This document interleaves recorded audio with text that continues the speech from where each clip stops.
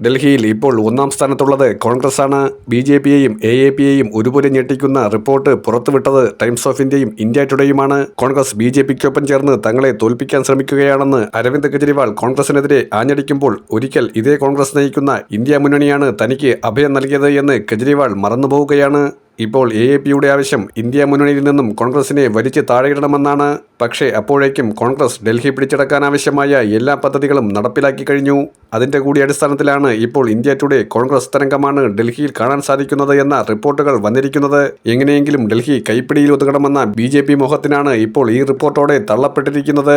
മത്സരം തങ്ങളും ബി.ജെ.പിയുമായാണെന്നും കോൺഗ്രസിനെ മൈൻഡ് ചെയ്യേണ്ടതില്ലെന്നുമാണ് കെജ്രിവാളിന്റെയും സംഘത്തിന്റെയും നിലപാട്. പൊന്നൊരുക്കുന്നിടത്ത് കോൺഗ്രസിന് എന്ത് കാര്യമെന്നാണ് ആപ്പുകാർ പറഞ്ഞു നടക്കുന്നത്. പക്ഷേ വീണ്ടും ചൂലുമായി രാജ്യതലസ്ഥാനം പിടിച്ചടക്കാനിറങ്ങുന്ന ആപ്പിന് കാര്യങ്ങളത്ര അനായാസമല്ല എന്നാണ് ഗ്രൗണ്ട് ലെവൽ റിപ്പോർട്ടുകൾ സൂചിപ്പിക്കുന്നത്.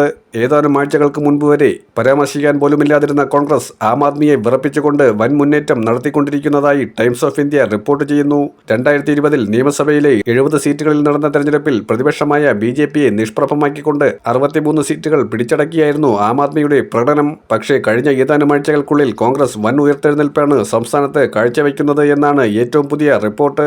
ഡൽഹിയിൽ ഒരു ശക്തിയായി സ്വയം പുനഃസ്ഥാപിക്കാൻ കോൺഗ്രസ് നടത്തുന്ന തീവ്രമായ ശ്രമമാണ് ഈ മാറ്റത്തിന് കാരണം.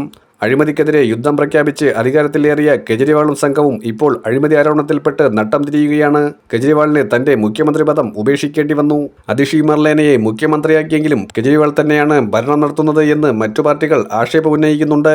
ഇതെല്ലാം കോൺഗ്രസിന് അനുഗ്രഹമായി മാറുകയാണ്. ഡൽഹി ഇത്തവണ കോൺഗ്രസിനൊപ്പം നിൽക്കുമെന്ന് മാധ്യമങ്ങൾ തന്നെ ഉറപ്പിക്കുകയാണ്.